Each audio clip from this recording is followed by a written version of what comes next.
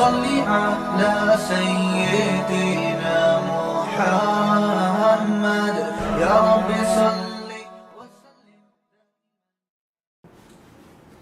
بسم اللہ الرحمن الرحیم نحمدہ ونصلی علی رسولہ الکریم.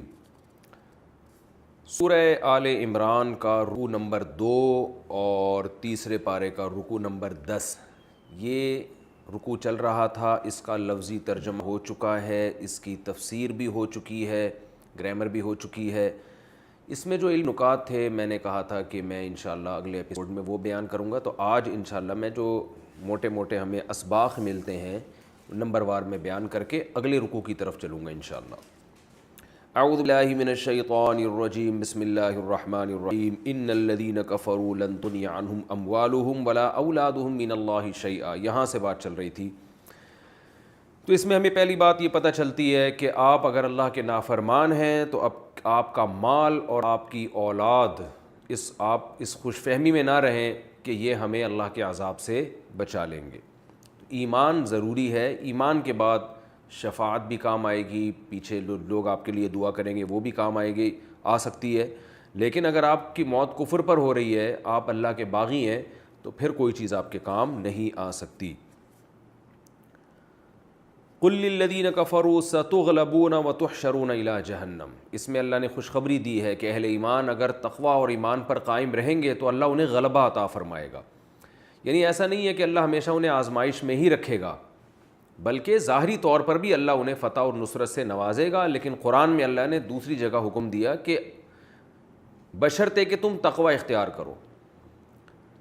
انتم الاعلون ان کنتم مومنین. اگر تم حقیقی مومن ہو تو غلبہ تمہارا ہی ہوگا. اس سے ہمیں پتہ چلتا ہے آج جو مسلمان مغلوب ہیں دنیا میں، مفتوح ہیں، اس کی ایک بڑی وجہ یہ ہے کہ مسلمان اپنے دین سے دور ہو چکے ہیں. غیر مسلموں کی کامیابی کے جو ان کے اصول ہیں وہ یاد رکھیے مسلمانوں کی کامیابی کے نہیں ہیں. غیر مسلم صرف ظاہری اسباب کے ذریعے کامیاب ہوتا ہے. مسلمان کو ظاہری اسباب کے ساتھ اپنے اعمال کی بھی اصلاح کرنی ہے. اسی بیس پہ اللہ انہیں دنیا میں غلبہ عطا فرمائے گا. اس رکوع میں یہ بھی سبق ملتا ہے کہ کس طرح اللہ بعض مرتبہ چھوٹی جماعتوں کو بڑی جماعتوں پر غالب کرتے ہیں. قرآن میں اللہ نے فرمایا تمہارے لیے 2 جماعتوں میں نشانیاں ہیں. یعنی غزوہ بدر میں چھوٹی جماعت بڑی جماعت سے ملی، مگر بڑی جماعت کو اللہ نے چھوٹی جماعت بڑی کر کے دکھائی ہے. یہ اللہ کی قدرت ہے کہ اللہ باطل کے دل میں اہل حق کا بعض مرتبہ روب ڈال دیتے ہیں. اور یہ دل جو ہے نبی صلی اللہ علیہ وسلم نے فرمایا اللہ کے ہاتھ میں. آپ ظاہری نقشے تو چینج کر سکتے ہیں لیکن دل کی کیفیات آپ کے ہاتھ میں نہیں ہے. تو وہ اللہ نے اپنے ہاتھ میں رکھا ہوا ہے معاملہ. تو یہ اللہ کی عادت ہے کہ اللہ اہل حق کا اہل باطل پہ روب ڈالتے ہیں. تو اس لیے اہل حق کو اپنی کسمہ پرسی اور اپنے اسباب اور وسائل کی قلت سے زیادہ غمزدہ نہیں ہونا چاہیے. آپ کم وسائل کے بعد بھی اللہ آپ کو دشمن پہ غلبہ عطا فرما سکتا ہے، دشمن پہ آپ کا روب ڈال کر. ویسے بھی ماہر نفسیات بھی یہ بات کہتے ہیں کہ جو آدمی غلطی پر ہوتا ہے نا، وہ اسے احساس ہوتا ہے کہ میں غلط ہوں. یہ غلط ہونے کا احساس اس کو بزدل بنا دیتا ہے. اور آپ اگر حق پر ہیں تو کمزور ہونے کے باوجود آپ کو آپ کا حق پر ہونے کا احساس آپ کو بہادر بنا دیتا ہے. یہ بھی ایک زمینی حقیقت ہے. تو اللہ نے فرمایا کہ وہ طاقتور تھے لیکن کمزوروں کو اللہ نے ان کی نظر میں طاقتور بنا کے دکھایا. تو یہ اللہ تعالیٰ کی قدرت ہے اور اس قدرت کا آج بھی ہم مشاہدہ کرتے رہتے ہیں. اس رکوع میں ہمیں یہ سبق بھی ملتا ہے زُيِّنَ لِلنَّاسِ حُبُّ الشَّهَوَاتِ مِنَ النِّسَاءِ وَالْبَنِينَ وَالْقَنَاطِيرِ الْمُقَنطَرَةِ مِنَ الذَّهَبِ وَالْفِضَّةِ. فرمایا ہم نے لوگوں کی نظروں میں عورت کی محبت کو، بیٹوں کی محبت کو، اور سونے چاندی ڈھیر اور سواریاں اور چوپائے اور کمانے کے اور جو ذرائع ہیں، کھیتیاں، ان کو ہم نے مزین بنا دیا ہے. مزین کے لفظ سے ہمیں پتہ چلتا ہے کہ یہ چیزیں ضروری نہیں ہے کہ حقیقت میں بھی اچھی ہوں. زینت کہتے ہیں ایک چیز کو آپ اس کو میک اپ کر کے اس پہ مزین چادر ڈال کے اس کو لوگوں کی نظر میں خوشنما بنا دیں. زینت سے نکلا ہے نا. جیسے دلہن بیوٹی پارلر جاتی ہے، زینت اختیار کر کے آتی ہے، وہ حقیقت میں خوبصورت ہو یا نہ ہو لیکن بیوٹی پارلر اسے خوبصورت بنا دیتا ہے. ایک بری چیز ہے لیکن آپ اچھے لیبل لگا کے اس کو اچھا بنا دیتے ہیں، جیسے کہ آج کل میڈیا کر رہا ہے، برائی کو اچھائی کا لیبل، جیسے حقوق نسواں کے نام سے آپ دیکھ رہے ہیں عورت کی بربادی ہو رہی ہے، لیکن لیبل عورت کی آزادی کے نام سے بڑے اچھے اچھے لیبل لگا کے بری چیز کو اچھا کر کے دکھایا جا رہا ہے۔ تو مزین کا مطلب یہ ہوتا ہے ایک چیز اندر سے اچھی ہے یا نہیں ہے، لیکن آپ نے اس پہ ایسی چادر اڑا دی اس کو کہ اگر اس کے اندر گند بھی بھرا ہوا ہے تو دیکھنے میں آپ کو وہ اچھا لگنے لگے۔ تو اللہ نے فرمایا کہ یہ جو دنیا ہے جس میں یہ چیزیں ہیں یہ اچھی ہیں یا نہیں ہے یہ تو ایک الگ بحث ہے، لیکن بہرحال لوگوں کو اچھی لگتی ہیں، ان پہ مزین چادر اللہ نے اوڑھ دی ہے، خوشنما معلوم ہوتی ہیں یہ چیزیں لوگوں کو۔ اور آگے اللہ نے فرمایا میں تمہیں اس سے بہتر نہ بتاؤں، اور وہ کیا ہے؟ جنت۔ اس میں ہمیں یہ اشارہ دے دیا ہے کہ تمہیں دنیا خوشنما تو لگ رہی ہے، اللہ کی طرف سے پابندی بھی نہیں ہے دنیا اختیار کرنے پر، کسی پیغمبر نے دنیا کمانے کو، دنیا اختیار کرنے کو حرام نہیں قرار دیا، بلکہ ہمارے پیغمبر نے تو ترغیب دی ہے بہت سارے مقامات پر۔ قرآن نے اللہ کے فضل کو تلاش کرنا، اس کو یعنی اس کی ترغیب دی ہے قرآن مجید نے۔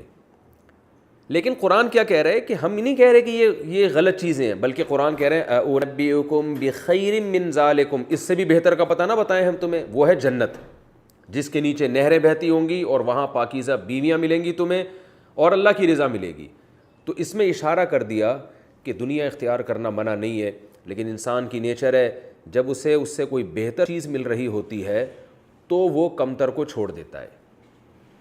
آپ کے پاس کوئی شخص سونے کا چھوٹا سا سکہ لے کر آئے اور آپ کے پاس ایک دوسرا شخص ڈائمنڈ لے کر آ رہا ہے جو کروڑوں روپے کا ہے، اس سونے کی قیمت ہے 2-4 لاکھ اور ڈائمنڈ کی قیمت ہے کروڑوں روپے، آپ کو آپشن دیا جاتا ہے کہ ان دونوں میں سے ایک اختیار کرو، آپ کہتے ہو کہ میں ڈائمنڈ لوں گا۔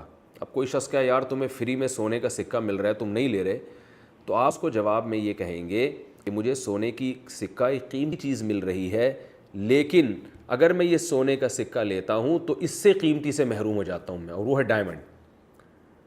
تو یہاں بھی قرآن کہہ رہا ہے کہ یہ سب چیزیں ہیں لیکن یہ آزمائش ہے۔ بہت سے مقامات ایسے ہوں گے جہاں تم اگر دنیا کے حصول کی کوشش کرو گے تو جنت سے محروم ہو جاؤ گے۔ تو ہمیشہ اعلیٰ کی تلاش میں انسان کمتر کو قربان کر دیتا ہے، کمتر کی لالچ میں اعلیٰ کو قربان نہیں کرتا۔ تو جب یہ دنیا کی چیزیں جن میں عورتیں، بچے اور سونے چاندی کے ڈھیر اور بہترین سواریاں تمہیں اپنی طرف مائل کریں تو تم یہ سوچ لیا کرو کہ ان کی طرف جانے سے کہیں جنت سے محرومی تو نہیں ہو رہی، اگر نہیں ہو رہی ہے تو جاؤ، ہو رہی ہے تو پھر وہ اس سے بہتر ہے، اس کو چھوڑ دو پھر۔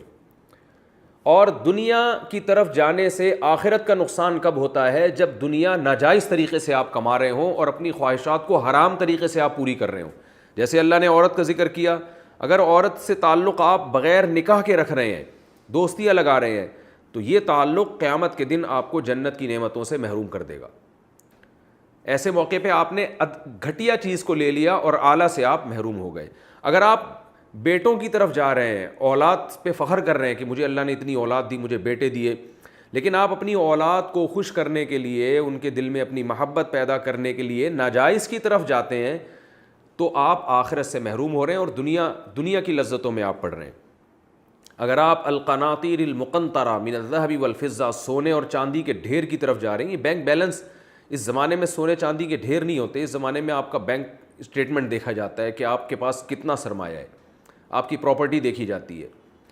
تو اگر آپ اس مال کی طرف مائل ہو رہے ہیں اور اس مال کو کمانے کی کوشش کر رہے ہیں کیونکہ آپ کو یہ چیزیں خوشنما معلوم ہوتی ہیں اور آپ زیادہ سے زیادہ اکٹھی کرنے کی کوشش میں لگے ہوئے ہیں، لیکن وہ کوشش کا طریقہ وہ ہے کہ آپ نہ کمانے میں یہ دیکھتے ہیں کہ حلال کما رہا ہوں یا حرام، اور نہ خرچ کرنے میں یہ دیکھتے ہیں کہ حلال خرچ کر رہا ہوں یا حرام جگہ پہ خرچ کر رہا ہوں، تو اس کا مطلب آپ دنیا تو حاصل کر رہے ہیں لیکن آپ اپنے آپ کو آخرت سے محروم کر رہے ہیں۔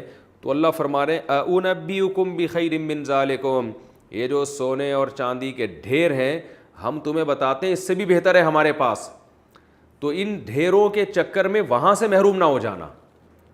ہاں، نبی صلی اللہ علیہ وسلم نے فرمایا اگر کوئی ایمانداری سے تجارت کرتا ہے اور مال اس لیے کماتا ہے تاکہ لوگوں کے سامنے ہاتھ نہ پھیلائے اور خیر میں خرچ کر سکے، اس کو رشتہ داروں پہ خرچ کر سکے، تو اس پہ تو خوشخبریاں ہیں کہ وہ قیامت کے دن پیغمبروں کے ساتھ ہوگا، کیونکہ یہاں مال اسے آخرت سے غافل نہیں کر رہا بلکہ مال آخرت میں اور ترقی کا ذریعہ بن رہا ہے۔ تو یہ تمام مثالیں قرآن مجید نے بہترین مثالیں دی. والخیل المسومہ، گھوڑے، اس زمانے کی بہترین سواری گھوڑا تھی. تو میں نے بار بار یہ بات بتائی ہے کہ قرآن جزئیات بیان کرتا ہے لیکن قاعدے اور اصول مقصد ہوتے ہیں. گھوڑے سے مراد سواری ہے، بہترین سواریاں ہمیشہ سے انسان اس پہ فخر کرتا ہے. آج کی بہترین سواری بڑی بڑی گاڑیاں ہیں جن میں لوگ فخر کرتے ہیں اور رکشے اور ٹیکسی والوں کو حقارت کی نظر سے دیکھتے ہیں. تو اللہ فرماتے ہیں کہ وہ رکشے اور ٹیکسی والا یا وہ گدھا گاڑی والا جس کی آخرت محفوظ ہے، اس لینڈ کروزر والے سے کروڑہ گنا بہتر ہے جس کے پاس لینڈ کروزر ہے اور وہ اس میں سفر کرتا ہے مگر وہ اپنی آخرت کا نقصان کر بیٹھا ہے. والانعام والحرث، یہ چوپائے اور کھیتیاں یہ ارننگ کا ذریعہ تھیں. بزنس اور آپ کی جاب کیسی ہے اس پہ بھی لوگ فخر کرتے ہیں. تو یہ تمام چیزیں لوگوں کی نظر میں اٹریکٹیو ہیں لیکن اللہ فرما رہے ہیں کہ اس سے بھی بہتر ہے ہمارے پاس آخرت میں. اور اس کی قیمت کیا ہے؟ اتقوا، جو لوگ تقوی اختیار کرتے ہیں. یہ دنیا کی جو چیزیں ہیں نا ان کی قیمت کیا ہے؟ پیسہ دے کے آپ یہ چیزیں لیتے ہیں. لیکن آخرت میں جو نعمتیں آپ کو ملیں گی، للذین اتقوا عند ربہم، اللہ فرماتے ہیں کہ جو اپنے رب سے ڈرتے ہیں ان کے پاس ان کے رب کے نزدیک جنتی نعمتیں ہیں. ڈرنے کا مطلب کیا ہے؟ گناہوں سے بچتے ہیں، اللہ کے خوف سے ڈر کے گناہ چھوڑ دیتے ہیں. میں بار بار یہ بات بتاتا ہوں کہ صرف ڈرنا کافی نہیں ہے، اتنا خوف کہ آپ کے قدم حرام کی طرف جانے سے بچ جائیں. تو یہ اس جنت کی قیمت ہے جو اللہ نے رکھی ہے. تو ہمیں یہ بھی ایک بہت اہم علمی نقطے کی بات اس آیت سے پتہ چلتی ہے. بہت اہم آیت ہے ہماری زندگی کے ہر شعبے میں کہ جب بھی آپ کو یہ چیزیں اللہ کی طرف مائل کریں آپ فوراً یہ سوچیں کہ اس سے بھی بہتر ہے. آپ کا بد نظری کا دل چاہتا ہے، کوئی حسین عورت جا رہی ہے آپ کا دیکھنے کا دل چاہتا ہے، حرام لذت کا دل چاہتا ہے آپ کا، آپ فوراً سوچیں کہ اللہ کے پاس اس سے بہتر ہے میرے لیے. آج میں اپنی نظر کو جھکا لوں گا تو کل اللہ میری اس آنکھوں کی خواہش کو پورا کریں گے. تو جب بھی گناہ کا خیال آئے اور دنیا اپنی طرف مائل کرے تو آخرت کا سوچ کے انسان کو موٹیویشن ملتی ہے اور وہ اس گناہ سے بچنے کی کوشش کرتا ہے اگر وہ عقل مند انسان ہوگا. ایک اور علمی نقطے کی بات یہ بھی پتہ چلتی ہے کہ اللہ تعالیٰ نے اس آیت میں جو چیزیں آپ کو محبوب ہیں ان کا تذکرہ کیا اور محبوب چیزوں میں سب سے پہلے عورت کا تذکرہ کیا ہے. علامہ ابن کثیر رحمہ اللہ تعالیٰ جو عالم اسلام کے مایہ ناز مفسر ہیں وہ اس آیت کی تفسیر میں لکھتے ہیں کہ اس آیت سے پتہ چلتا ہے کہ انسان کو سب سے زیادہ جو چیز مائل کرتی ہے اپنی طرف وہ عورت ہے. اس کے بعد اولاد جن میں بیٹے، کیونکہ لوگ عام طور پر بیٹوں کو بیٹیوں پہ ترجیح دیتے ہیں تو قرآن نے عام لوگوں کی عادت کے حساب سے ہی بات کی ہے. وہ الگ بات ہے کہ بہت سے لوگوں کو بیٹیاں زیادہ محبوب ہوتی ہیں اور خاص طور پہ دیندار لوگوں کو، لیکن قرآن چونکہ ایک عام انسانی فطرت بیان کر رہا ہے، لیس الذکر کالانثی، بیٹا جو کام کر سکتا ہے بیٹیاں نہیں کر سکتی، تو اس لیے عام طور پہ لوگ بیٹوں کی پیدائش پہ خوش ہوتے ہیں. تو اس لیے قرآن نے اس کا تذکرہ کیا ہے کہ جو لوگوں کی عام نیچر ہے وہ تو یہی ہے. تو علامہ ابن کثیر رحمہ اللہ تعالیٰ فرماتے ہیں کہ اس سے پتہ چلتا ہے کہ انسان کو جو مرد کو خاص طور پہ جو سب سے زیادہ چیز اپنی طرف مائل کرتی ہے وہ عورت کی ذات ہے، اس کے بعد اس کے بیٹے اور پھر القناطیر المقنطرہ، دولت اس کے بعد ہے. یعنی سب سے پہلے عورت، پھر اولاد اور پھر اس کے بعد دولت کے انبار. یہ چیزیں انسان کو اسی ترتیب سے مائل کرتی ہیں. تو وہ اس آیت کی تفسیر میں فرماتے ہیں کہ اس سے پتہ چلتا ہے کہ مرد کے لیے سب سے بڑا فتنہ اور آخرت کا میں بیڑا غرق کرنے کا جو سب سے بڑا سبب ہے وہ عورت ہے. یعنی اچھے لوگوں کا یہاں آ کے ایمان خطرے میں پڑ جاتا ہے. اور ہم نے دیکھا ہے اپنی زندگی میں کہ بہت سے لوگ جو اپنے دامن کو بہت سے گناہوں سے بچا کے چلتے تھے لیکن عورت کے فتنے میں مبتلا ہو کر برائی میں پڑ گئے. تو اس لیے خاص طور پہ جو مرد حضرات میری اس تفسیر کے لیکچر کو سن رہے ہیں وہ اس آیت کی روشنی میں اپنے آپ کو عورت کے فتنے سے بچانے کی بہت زیادہ کوشش کریں.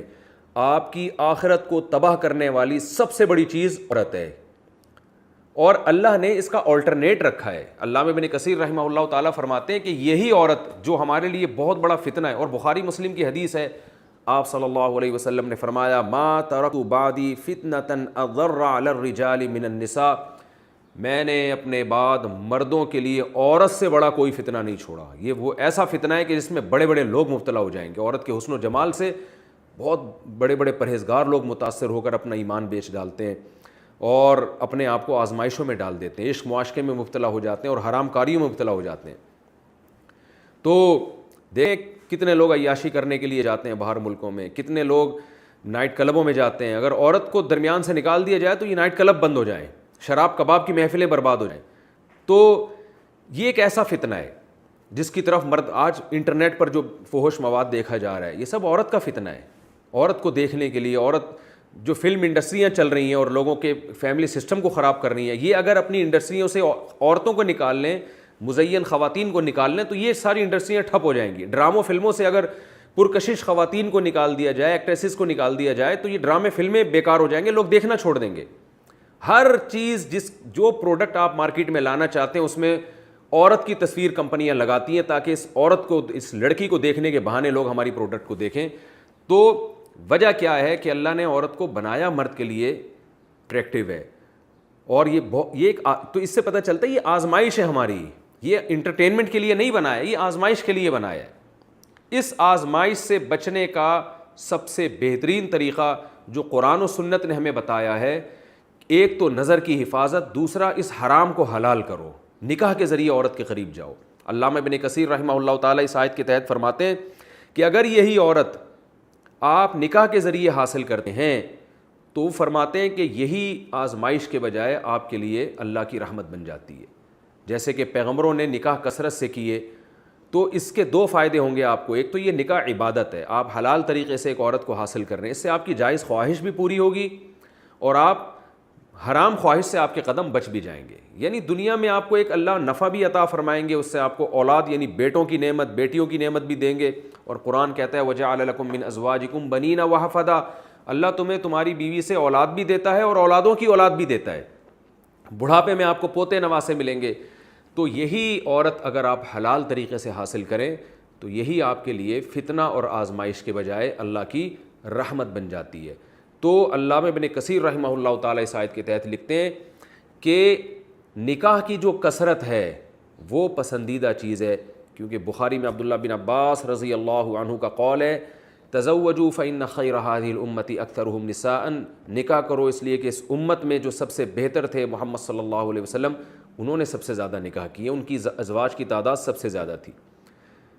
تو آج ہمارے ہاں جو خانقاہوں میں یا تبلیغ میں یا دیندار طبقے میں عورت کے جو فتنہ ہے اس سے بچانے کی جو کوشش کی جا رہی ہے وہ پائیدار نہیں ہے. وہ کوشش یہ کی جا رہی ہے کہ صرف نظر کی حفاظت کرو اور جو ہے فحش پروگرام مت دیکھو اور یہ مت کرو اور یہ مت کرو.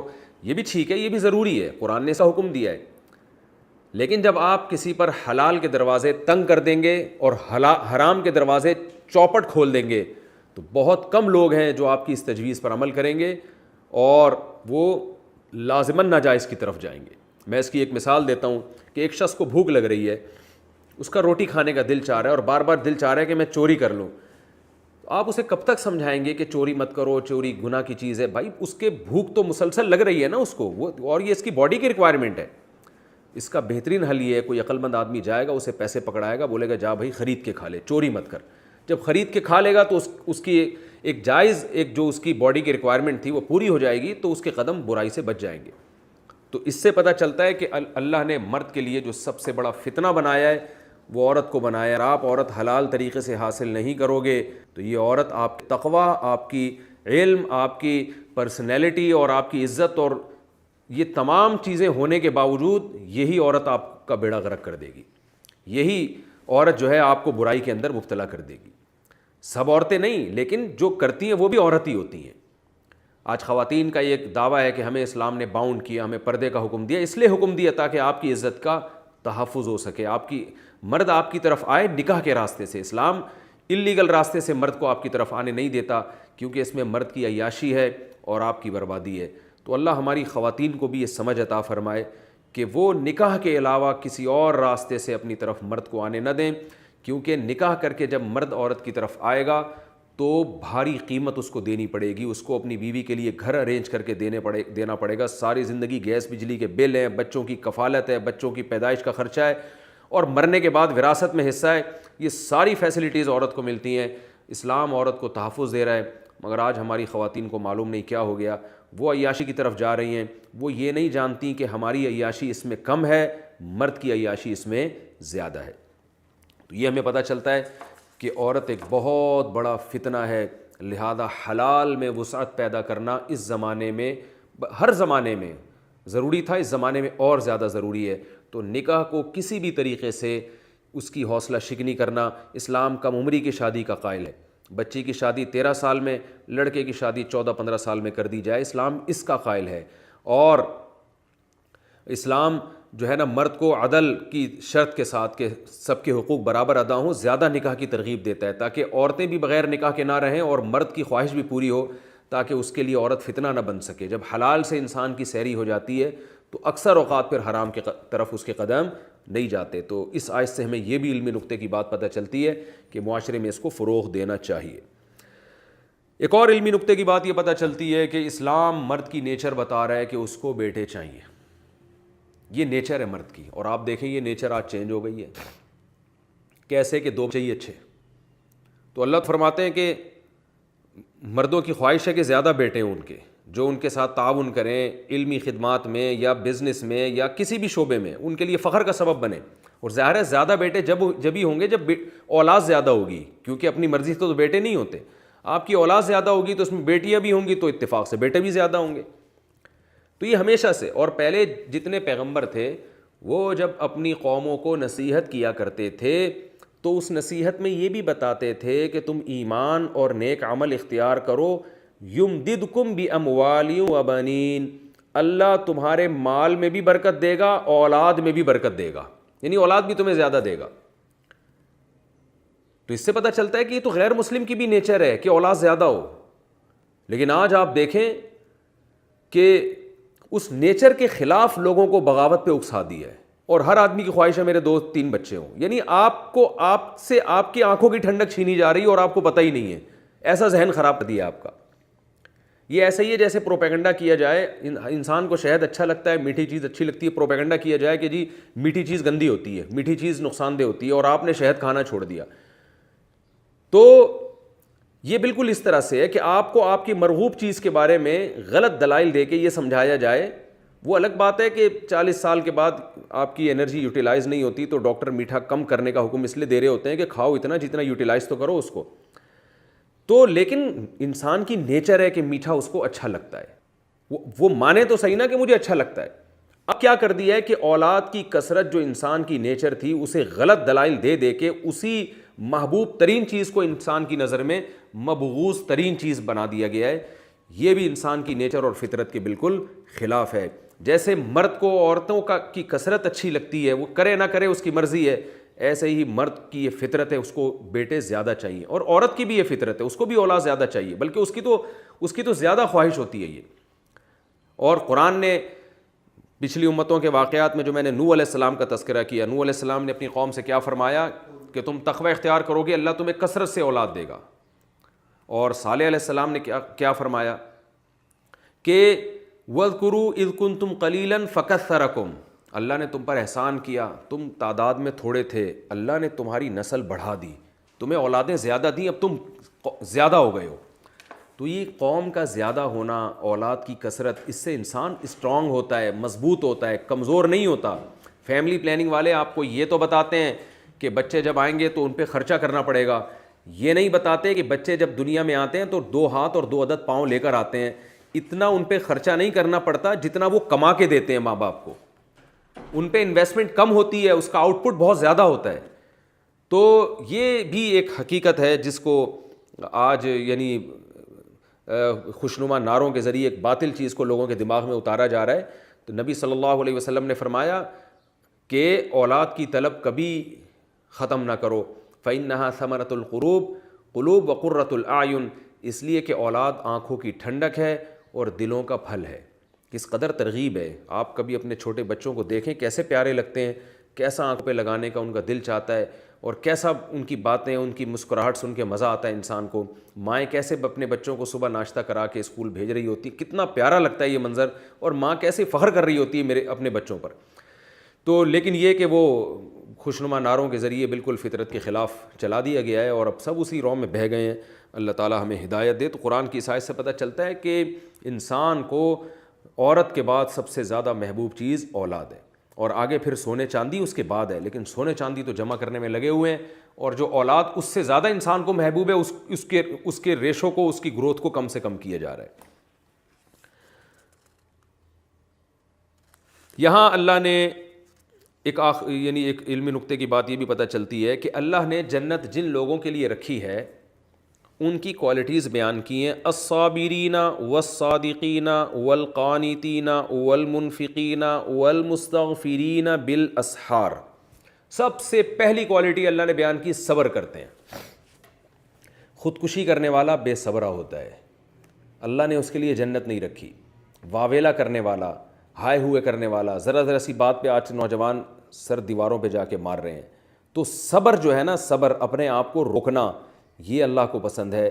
چیخنا، چلانا، واویلا کرنا، یہ صفت اللہ کو پسند نہیں ہے۔ دوسری الصادقین، سچے، 2 نمبر لوگ اللہ کو پسند نہیں ہیں، آج 2 نمبری کمال سمجھا جاتا ہے۔ القانتین، اطاعت کرنا۔ المنفقین، خرچ کرنے والے لوگ، کنجوس لوگ اللہ کو پسند نہیں ہیں۔ اور راتوں کو اٹھ کے گناہوں سے توبہ کرنے والے۔ آج وظیفوں پہ بڑا زور ہے، آپ کسی کو بتا دیں کہ صبح 4 بجے اٹھ کے آپ نے یہ وظیفہ پڑھنا ہے، اس سے آپ کا فلاں کام بن جائے گا، تو شروع ہو جائیں گے وہ لاکھوں مرتبہ۔ تو اللہ تو رات کو اٹھ کے ہمیں استغفار کا حکم دے رہے ہیں کہ اللہ سے جہنم کی پناہ مانگا کرو۔ اسی مضمون کو قرآن میں دوسرے مقام پر بھی بیان کیا، والذین یبیتون لربہم سجدا وقیاما، نیک لوگ سجدے اور قیام میں راتیں گزارتے ہیں اور اپنے رب سے اپنے رب کی جہنم سے پناہ مانگتے ہیں۔ تو راتوں کو اٹھ کے آخرت کی فکر کرنی چاہیے اور آخرت کے خوف سے اللہ کو پکارنا چاہیے۔ اس رکوع میں ہمیں یہ بھی پتہ چلتا ہے کہ اللہ نے توحید پر خود بھی گواہی دی، اس کے فرشتوں نے بھی، اور جتنے بھی اہل علم ہیں وہ توحید پر گواہی دیتے ہیں۔ اور اللہ نے اس آیت میں بار بار توحید کا تکرار کیا ہے کہ شہید اللہ انہ لا الہ الا ھو والملائکۃ، اللہ بھی گواہی دیتا ہے، فرشتے بھی، واولو العلم، اور اہل علم بھی۔ تو 3 قسم کے طبقے جب کسی بات پر گواہی دے رہے ہوں تو یہ اس بات کے سچے ہونے کی دلیل ہے۔ اس کو دلیل نقلی کہا جاتا ہے۔ لا الہ الا ھو العزیز الحکیم، اور ان الدین عند اللہ الاسلام، یہ ہمارے لیے بڑے فخر کی بات ہے کہ اللہ نے ببانگ دوہل اعلان کر دیا کہ جب اسلام دنیا میں آیا ہے تو پھر اسلام کے علاوہ کوئی اور مذہب اللہ کی نظر میں قابل قبول نہیں ہے۔ اور یہ بھی بتا دیا اللہ نے کہ یہ اسلام کے علاوہ کوئی مذہب اللہ قیامت میں نہیں مانے گا۔ سوال پیدا ہوتا ہے کہ غیر مسلم تو اسلام کو مانتے نہیں، تو اللہ نے اس کا بھی جواب دے دیا کہ یہ جو اختلاف کرتے ہیں اسلام میں، یہ دلیل کی بیس پہ نہیں ہے بلکہ ضد اور عناد کی بیس پر ہے۔ تو ہمیں اپنے بارے میں بھی سوچنا چاہیے کہ ہم اگر کسی سے کسی مسئلے میں اختلاف کرتے ہیں تو بغیم بینہم تو نہیں ہے وہ اختلاف، ایسا تو نہیں ہے کہ ضد اور ہٹ دھرمی اور حب جاہ کی بیس پر کہ ہم کسی سے آگے نکلنا چاہتے ہیں۔ قرآن میں یہ مضمون بہت زیادہ بیان ہوا ہے کہ حق سے اختلاف کرنے والے اکثر و بیشتر دلائل کی دنیا میں نہیں بلکہ ضد اور حسد کی بیس پہ۔ تو جو بیماری کامن ہوتی ہے اس کے بارے میں یہ سوچنا چاہیے کہ یہ بیماری میرے اندر تو نہیں ہے۔ کرونا پھیلا ہوا ہے، بہت سے لوگ ٹیسٹ کروا لیتے ہیں کہ یار تھوڑے سی بھی علامات ظاہر ہوتی ہے ٹیسٹ کروا لیتے ہیں کہ میرے اندر ایسا تو نہیں کہ یہ جرثومہ میرے اندر چلا گیا ہو، یہ وائرس میرے اندر آ گیا ہو اور میں بیمار ہو گیا ہوں۔ تو روحانی بیماریاں بھی جو ہوتی ہیں جس کے بارے میں قرآن کہتا ہے یہ اکثر لوگوں میں پائی جاتی ہیں، تو ہمیں اپنا بھی ٹیسٹ کرانا چاہیے کہ یہ بیماری کہیں ہمارے اندر نہ ہو۔ اس کا بہت خیال کرنا چاہیے۔ آپ ڈیبیٹ میں جب کسی سے اختلاف کر رہے ہیں تو بار بار یہ استحضار کیا کریں، سوچا کریں کہ کہیں میں نے اس کو انا کا مسئلہ تو نہیں بنا لیا۔ ایسا تو نہیں ہے کہ میں سامنے والے کی بات مانوں گا تو میں چھوٹا ہو جاؤں گا، وہ بڑا ہو جائے گا۔ ایسا تو نہیں ہے میں اپنے مسلک کی تائید کے لیے دلیل دے رہا ہوں تو میرا مقصد اپنے مسلک کو بس صحیح ثابت کرنا ہے، حالانکہ دوسرے مسلک کے پاس دلیل مضبوط ہے، مجھ سے زیادہ مضبوط ہے۔ ایسا تو نہیں کہ میں اس کو نیچا دکھانا چاہتا ہوں۔ یہ ہمارے مذہبی فرقوں میں یہ بیماری ہول سیل کے حساب سے ہے، ہمارے سیاسی لیڈروں میں یہ بیماری اور سیاسی لیڈروں کو فالو کرنے والوں میں یہ بیماری بہت زیادہ ہے۔ اگر آپ کی سیاسی لیڈر سے کوئی غلط کام ہوگا آپ نے اس کی تعویل کر کے اس کو اچھا قرار دینا ہے۔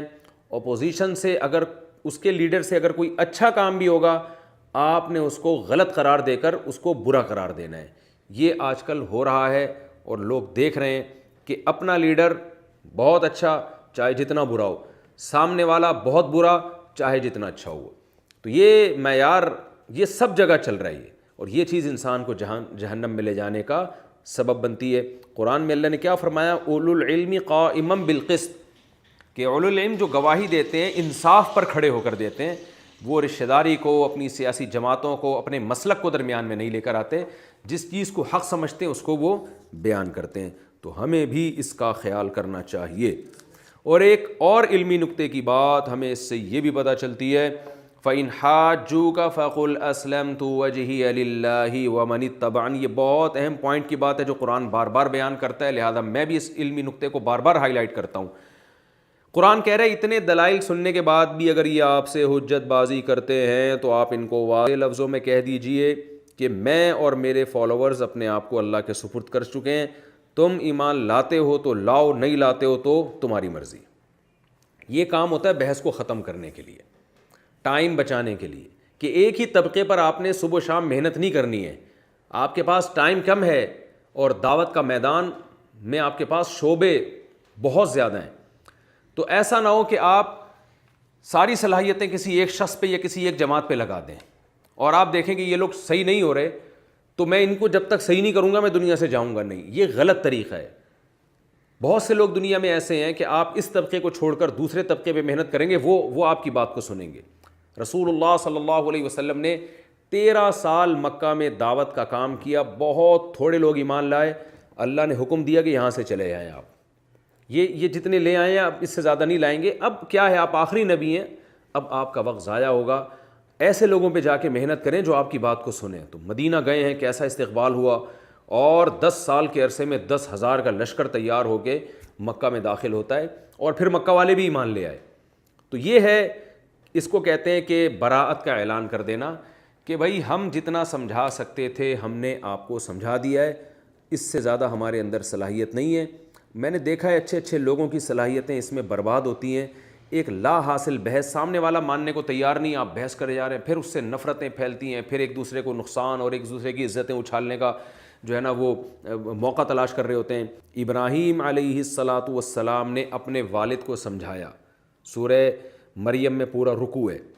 جب مایوس ہو گئے تو چھوڑ دیا ان کو، سلام علیک استغفر لک ربی، اے میرے ابا آپ پر سلامتی ہو، میں اللہ سے توبہ استغفار کروں گا، اس سے زیادہ میرے بس میں نہیں ہے. انی مہاجر الی ربی، میں اب چھوڑ کے جا رہا ہوں، میں دوسری جگہ جا کے تبلیغ کروں گا، اس قوم میں ماننے کی صلاحیت نہیں ہے. تو یہ نہیں کہ ابراہیم علیہ السلام نے کہا نہیں میں تو بس انہیں کو سمجھاتا رہوں گا قیامت تک، میرے ابا ہیں سمجھاتا رہوں گا، میں کیسے ہی بگوارہ کر لوں کہ میرے ابا جہنم میں چلے جائیں تو میں تو ان کو آخری دم تک لڑوں گا. نا نا نا نا نا نا بھائی، آپ نے ایک حد تک کام کرنا ہے، اس کے بعد نہیں ہے تو چھوڑ دیں، اس کے علاوہ دوسروں پر محنت کریں. تو ابراہیم علیہ السلام نے اس علاقے کو چھوڑ دیا. میں بھی لوگوں سے یہ کہتا ہوں کہ آپ اپنی اولاد پہ بھی ایک حد تک محنت کریں، بیوی پہ بھی ایک حد تک محنت کریں، ابا پہ بھی ایک حد تک محنت کریں، بیوی اپنے شوہر پر بھی ایک حد تک محنت کرے. اس کے بعد اس ٹاپک کو پھر چھوڑ دیں، پھر اس کے لیے بس دعاؤں کا سلسلہ رہے. بار بار ایک ہی چیز کو جب آپ ریپیٹ کریں گے اور ایک ہی شخص کے سامنے کریں گے تو پھر وہ اکتائے گا بھی. اور بڑا نقصان یہ ہوگا کہ یہ ٹائم اگر آپ کسی اور پہ لگاتے تو اس کا آؤٹ پٹ بہت زیادہ مل جاتا آپ کو. آپ نے یہ ٹائم ایک ایسی شخص پہ لگا دیا کہ جس کا رزلٹ زیرو ہے، یا اگر زیرو نہ بھی ہوا تو اس کا نتیجہ بہت بعد میں جا کے ظاہر ہوگا، جبکہ اس دوران آپ اور بہت سارے کام اچھے کر سکتے تھے. تو ہمیں یہ بھی اس سے ایک اصول اور ضابطے کی بات پتہ چلتی ہے. اور ہم اگر اس اصول کو پھیلانا چاہیں تو یہ دنیا میں بھی یہ اصول چلتا ہے کہ آپ نے اگر ایک چیز تجربہ کر کے دیکھ لی تو علماء کہتے ہیں 3 دفعہ تجربہ کرو، بس 4تھی دفعہ پھر تجربہ نہ کرو. کوئی بزنس ہے، آپ کوئی جاب کر رہے ہیں یا آپ کوئی پڑھائی کر رہے ہیں، کچھ بھی کر رہے ہیں، تو آپ نے 2 سے 3 دفعہ تجربہ کرنا ہے. اس کے بعد ساری زندگی تجربوں کی بھیٹ نہیں چڑھانا، اپنے رخ کو پھر آپ نے چینج کرنا ہے. تو حدیث میں آتا ہے نا، لا یلدغ المؤمن من جحر مرتین، آپ صلی اللہ علیہ وسلم نے فرمایا مومن کو ایک سوراخ سے 2 دفعہ نہیں ڈسا جا سکتا. تو بار بار تجربے ہی کرتے رہنا ایک ہی چیز کے بارے میں، یہ بہت غلط بات ہے. اس سے انسان کا ٹائم ضائع ہوتا ہے. امکان تو ہوتا ہے کہ اس دفعہ تجربہ کامیاب ہو جائے، لیکن ہم انہیں امکانات پہ نہیں چلنا، ہم نے زمینی حقیقت کو دیکھنا ہے. تو اس لیے فرمایا وَإِن تَوَلَّوْا فَإِنَّمَا عَلَيْكَ الْبَلَاغُ، اے نبی آپ کے ذمے تو پہنچانا ہے، اگر یہ اس کی پیشکش کو قبول نہ کریں تو بس آپ ان کو اپنے حال پہ چھوڑ دیں. واللہ بصیر بالعباد، اللہ اپنے بندوں کو دیکھ رہا ہے۔ تو داعی کو بھی اس میں زبردست تسلی ہے کہ آپ نے اپنا کام کرنا ہے، اپنی بات کو پہنچانا ہے، حق کو، لوگوں کو نہیں دیکھنا کہ لوگ بات مان رہے ہیں کہ نہیں مان رہے ہیں۔ نوح علیہ السلام نے 950 سال دعوت دی ہے، کوئی نہیں مانا 40-50 لوگوں کے علاوہ، اللہ نے فیصلہ کر دیا۔ تو اگر آپ حق پر ہیں تو اللہ بہرحال آپ کے ساتھ ہے، اور اللہ خود ہی باطل لوگوں سے قیامت کے دن انتقام لے لے گا۔ یہ بہت بڑی تسلی کی چیز ہے۔ یہ رکوع ہمارا کمپلیٹ ہوا۔ اگلے ایپیسوڈ میں انشاءاللہ اس کے بعد والا رکوع میں آپ کے سامنے پیش کروں گا۔ اللہ تعالی ہم سب کو سمجھنے کی اور عمل کرنے کی توفیق فرمائے۔ وما علینا الا البلاغ۔